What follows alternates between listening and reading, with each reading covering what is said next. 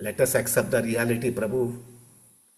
बाहर से हमने बहुत बड़ा तिलक और कंठी माला पहन लिया है, उसका ये मतलब नहीं है कि हम जो है हमारी वो स्थिति में से बाहर निकले।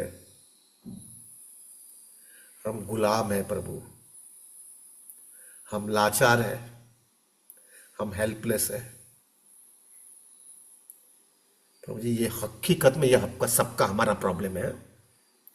हम एक्सेप्ट नहीं करते, वो हमारा प्रॉब्लम है। क्योंकि हमारा फॉल्स ईगो इतना स्ट्रांग है ना, क्योंकि हमने भौतिक दुनिया में बहुत सक्सेस ले लिया है ना, बहुत एजुकेशन ले लिया है, बहुत बड़ा पगार मिलता है ना, बहुत बड़ी पोजीशन पे है, तो हमको बोलेगा तुम गुलाम है, तो हम एक्सेप्ट नहीं कर सकते। लेकिन जब डीप में जाओगे तब समझ में आता है, अरे ये आदत तो जाती नहीं है मेरी, मुझे बाहर निकलना है तो भी नहीं जाती है। कैसा मेरे को जकड़ करके पकड़ लिया ये चीज ने, और मैं निकल नहीं पा रहा हूं, मैं निकल नहीं पा रहा हूं। I have become a Ghulam. Slave मालूम है ना, स्लेव स्लेव स्लेव का मतलब है गुलाम।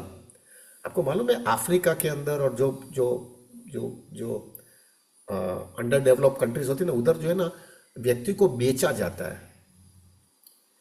ये व्यक्ति आपका ही है, चलो अभी आपको जैसा करना है ऐसा आप कर सकते हो।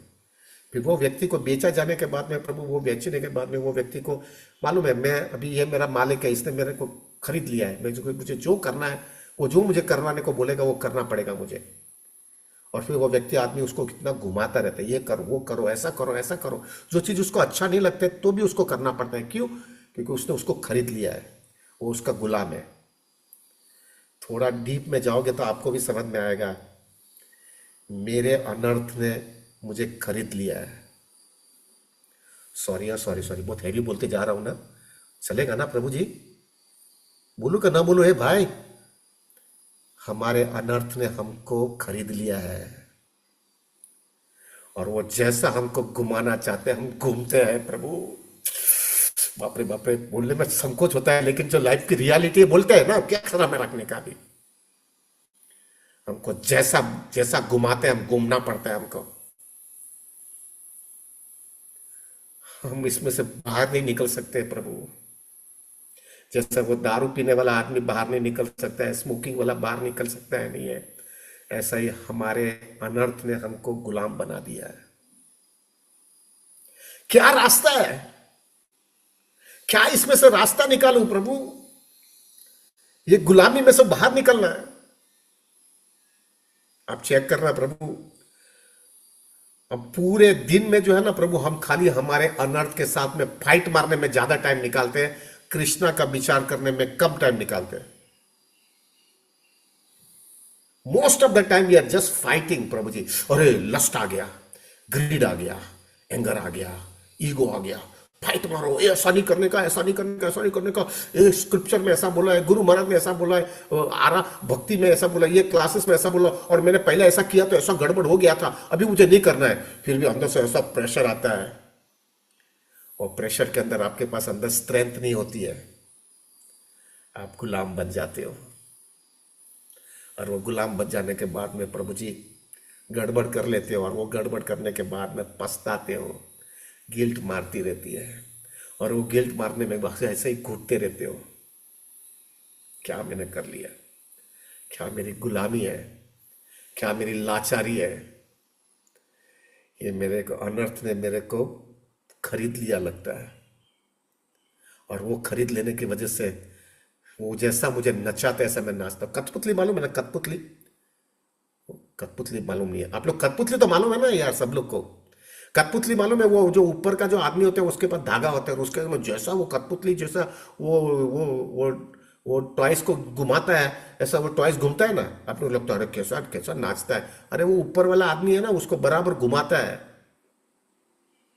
ऐसा ही अपने को जो है ना, अपने इंद्रियों जो है ना, अपने अनर्थ जो है ना, अपने को घुमाते हैं और हम नाचते हैं।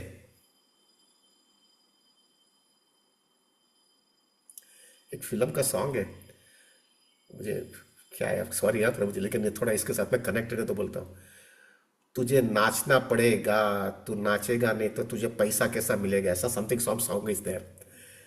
वो जो नाचने का वो जो सॉन्ग है ना, तभी मैं जो वो जो होता है ना, वो मुझे याद आता है, वो सॉन्ग।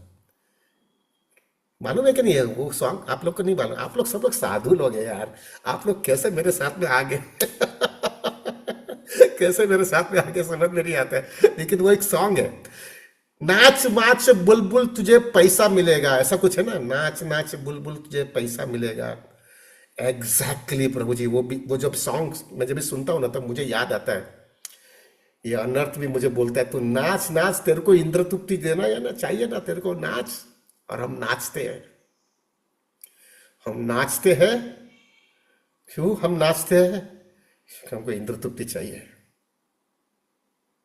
और फिर नाचने अब समझ में आया है कि नहीं करना चाहिए, समझ में आता है प्रभु जी। कृष्णा कॉन्शियस फिलॉसफी इतनी सिंपल है, हर एक व्यक्ति के अंदर में चला जाता है, हर एक व्यक्ति को समझ में आ जाता है कि ये प्रैक्टिकल है, ये बराबर लॉजिकल है। ये करने के बाद में थोड़ा अनुभव भी किया रहता है हमने कि कितना पीसफुल हो जाता हूं, कितना रिलैक्स हो जाता हूं, कितना आनंद हो जाता है मुझे। लेकिन ये करना भी है हमको, प्रभु हमको करना भी है, लेकिन हम कर नहीं सकते। क्यों नहीं कर सकते? प्रभु हमारे पास वो स्ट्रेंथ नहीं है, हमारे पास वो शक्ति नहीं है कि हम उसके सामने काउंटरैक्ट कर सके। हमारे पास वो कमिटमेंट नहीं है कि मैं करके ही रहूंगा। हमारे पास वो डिटर्मिनेशन नहीं है, कुछ भी होने दो मैं करूंगा ही, जो होने दो। हमारे पास वो कंसिस्टेंसी नहीं है प्रभु कि मैं करते ही जाऊंगा, मैं इधर से घूमूंगा नहीं। हम लोग तो कभी कभी कर लेते हैं, ऐसा नहीं है कि हम टाइम ऐसा ही लाचार हो जाते, कभी कभी शक्ति में हम कर लेते हैं, लेकिन बाद में दूसरी बार ज्यादा डोज आ जाते हैं तो चुप हो जाते हैं चुप हो जाते हैं।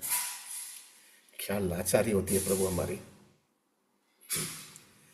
और हमको तभी हमको समझ में आता है, मुझे सब मालूम है, लेकिन एक ही प्रॉब्लम है मेरा, सिर्फ मेरा एक प्रॉब्लम है, मेरे पास वो शक्ति नहीं है, मेरे पास वो डिटर्मिनेशन नहीं है, मेरे पास वो कमिटमेंट नहीं है, जिससे मैं ये जो है, जब मुझे अटैक आता है तब उसके सामने कॉन्ट्रैक्ट कर पाऊं। मेरा ये सबसे बड़ा वीकनेस इधर है।